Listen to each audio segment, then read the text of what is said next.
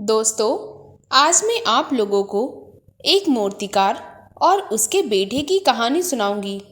अगर इससे पहले आप मेरे चैनल पर नए हैं तो प्लीज़ मेरे चैनल को सब्सक्राइब करें, वीडियो को लाइक और शेयर करें। तो आइए कहानी को सुनते हैं।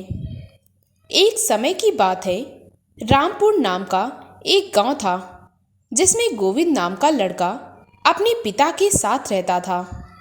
उसकी माता बचपन में ही इस दुनिया से गुजर गई थी। गोविंद के पिता एक बहुत अच्छे मूर्तिकार थे और वे मूर्ति बनाकर अपना जीवन चलाते थे। परंतु गोविंद बहुत ही आलसी था। उसका मन किसी भी काम में नहीं लगता था। अपने आलसी स्वभाव के कारण वह पढ़ाई भी नहीं कर पाता था। इसीलिए उसके पिता उसे लेकर बहुत चिंतित रहते थे। उन्हें हर समय अपने बेटे की चिंता लगी रहती थी। गोविंद के पिता जब भी उसे स्कूल भेजते तो उसके अध्यापक हमेशा यही शिकायत करते कि आपका बेटा बहुत कमज़ोर है। वह ना तो स्कूल का काम करता और ना ही पढ़ाई में ध्यान लगाता। इसीलिए गोविंद के अध्यापक उसके पिता से कहते, इसे कोई काम ही सिखा दो क्योंकि यह पढ़ लिख नहीं सकता है। यह सब सुनकर उसके पिता को बड़ी ही निराशा होती थी। वह मायूस होकर घर लौट आया करता था और फिर उसके पिता उसे काम सिखाने के लिए भेजने लगे। परंतु वहाँ भी उसका यही हाल था। वह कुछ भी काम नहीं करता था। इसीलिए वह कुछ भी सीख भी नहीं पाया। उसके पिता का नाम आत्मा राम था, जो कि बहुत अच्छी मूर्ति बनाते थे। उनकी बनाई गई मूर्तियाँ आसपास के गांव और शहरों में प्रसिद्ध थी। इसीलिए उनकी मूर्तियाँ खूब बिकती थी। हर व्यक्ति उनकी मूर्तियाँ खरीदने वहीं आया करता था। पिता एक प्रसिद्ध मूर्तिकार और बेटा निकम्मा, बस यही बात उन्हें अंदर ही अंदर खाने लगी। उनका स्वास्थ्य दिन पर दिन गिरने लगा। वह अपने बेटे को कोई काम सिखाकर उसे आत्मनिर्भर बनाना चाहते थे। परंतु गोविंद था कि ना कुछ करना चाहता था और ना ही सीखना चाहता था। वह बहुत ही आलसी था। गोविंद के पिता उसके इसी स्वभाव के कारण बहुत ही ज़्यादा दुखी रहते थे। जब से आत्मा राम की पत्नी गुजर गई थी, वह गोविंद को और भी ज़्यादा प्यार करने लगा था। उसने माता और पिता दोनों का प्यार दिया और उसे बड़े ही लाड़ प्यार से पाला। इसीलिए कोई काम ना करने पर वह उसे डांटता नहीं बल्कि प्यार से समझा देता था। परंतु एक दिन ऐसा आया कि आत्मा राम बहुत अधिक बीमार पड़ गया। उसके बचने की कोई उम्मीद ना रही। लेकिन तब भी एक ही चिंता रहती थी कि मेरे जाने के बाद मेरे बेटे गोविंद का क्या होगा। वह अपना जीवन कैसे बिताएगा, कहीं मेरी बात भूखों ना मरने लगे। वह इसका उपाय सोचने लगा। कुछ सोचने के बाद आत्मा राम ने अपने बेटे गोविंद को अपने पास बुलाया और कहने लगा, बेटे गोविंद, मेरा अब अंत समय आ चुका है और मैं तुम्हारे लिए बहुत ही ज़्यादा चिंतित हूँ। इसीलिए मैं तुम्हें अपने जीवन का सबसे बड़ा खजाना देना चाहता हूँ, जिससे तुम्हारे जीवन के दिन आराम से कटेंगे। और मैं तुमसे यह उम्मीद करता हूँ कि तुम मेरे उस खजाने को अवश्य ढूंढ निकालोगे। इससे पहले गोविंद को कुछ समझ में आता और वह पूछ पाता, अचानक से आत्मा राम की मृत्यु हो गई। गोविंद देखता रह गया और उसके पिता सदा के लिए उसे छोड़कर चले गए। वह बहुत अकेला हो गया। वह बहुत रोया और चिल्लाया, परंतु कुछ नहीं कर सकता था। उसके सामने अब पूरी जिंदगी जो उसे अकेली बितानी थी। अब उसके पिता उसके पास लौटकर वापस नहीं आ सकते थे। वह तो हमेशा के लिए उसे छोड़कर जा चुके थे। गोविंद ने अपने आप को संभाला और हिम्मत दी। उसके बाद वह उस बात के बारे में सोचने लगा जिसके बारे में मरने से पहले उसके पिता उसे बता रहे थे। वह सोचने लगा क्या पिता के पास ऐसा कोई खजाना है जो मेरे काम आ सकता है? क्या कोई खजाना हमारे घर में गड़ा है अथवा बाहर? मैं उसे कहाँ तलाश करूं? गोविंद ने खजाना ढूंढने की ठानी और वह अपने घर जाकर अपने पिता के कमरे में गया और वहां पर खजाना तलाशने लगा। उसने पूरा कमरा उलट पलट दिया, परंतु वहां पर कोई खजाना न मिला। कमरे में तो केवल कुछ मूर्तियां, जो कि अधूरी और मूर्तियां बनाने का सामान और रंग थे। आखिर मेरे पिता किस खजाने के बारे में बात कर रहे थे? वह कहाँ है? यह सब गोविंद सोच रहा था। उसका दिमाग बहुत ही ज्यादा परेशान था। गोविंद ने कई दिन तक खजाना तलाशा, परंतु उसे कोई खजाना ना मिला। वह हताश और निराश हुआ और घर पर रखे धन से अपना काम चलाने लगा, परंतु कुछ समय बाद वह धन भी समाप्त हो गया। वह बड़ा दुखी और परेशान रहने लगा। गोविंद ने ना तो कोई काम सीखा था और ना ही उसे कुछ करना आता था जिसे करके वह अपना जीवन चलाता, और ना ही वह पढ़ा लिखा था जिसकी वजह से वह कुछ काम करता। अब वह बहुत पछता रहा था कि मैंने कोई काम क्यों नहीं सीखा।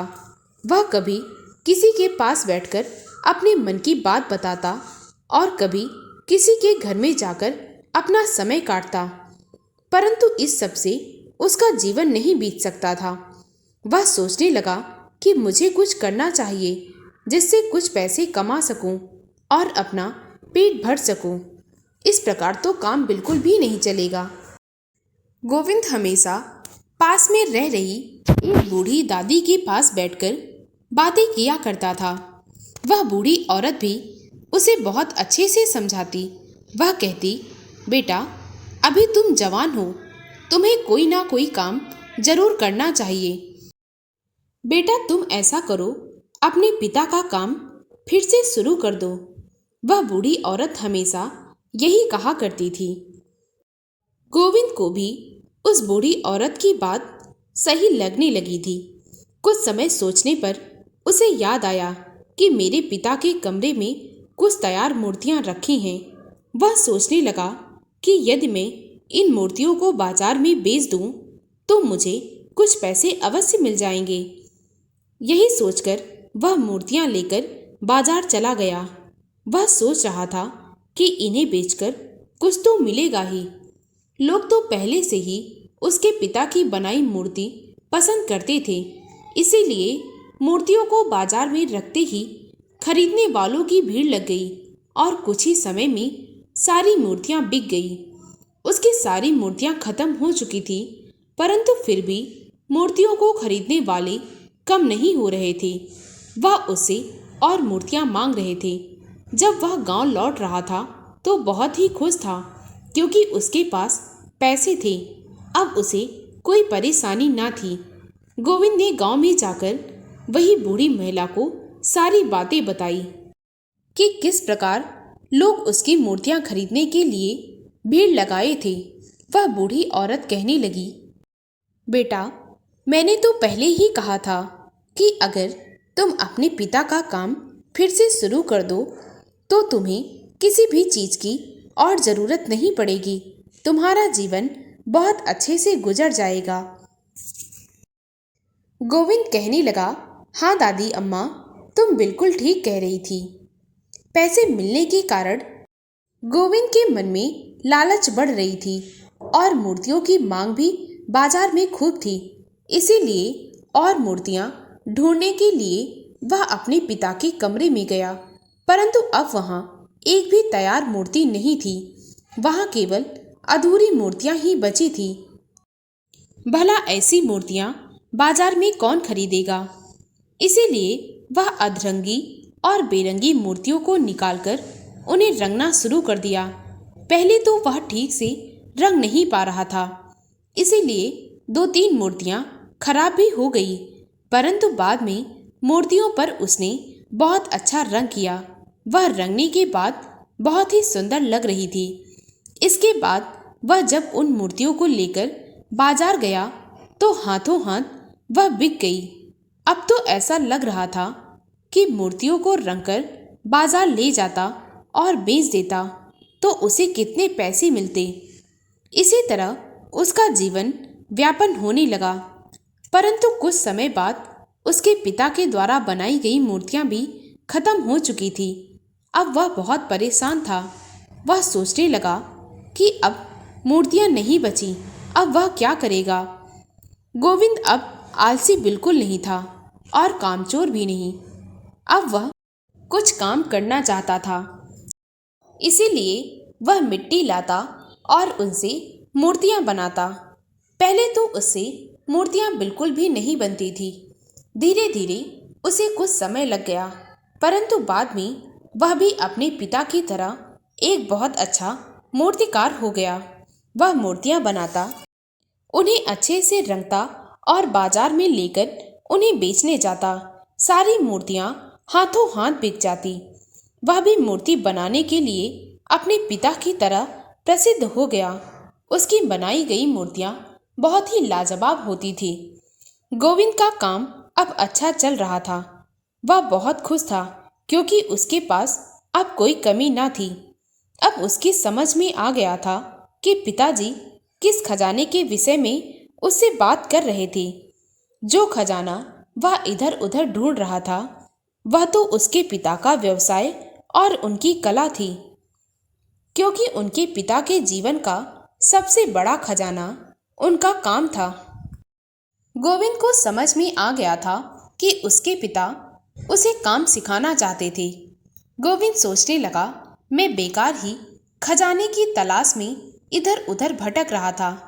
अब मैंने अपनी मेहनत और लगन के द्वारा उस खजाने को ढूंढ लिया है जिसके विषय में मेरे पिता बताकर मरे थे।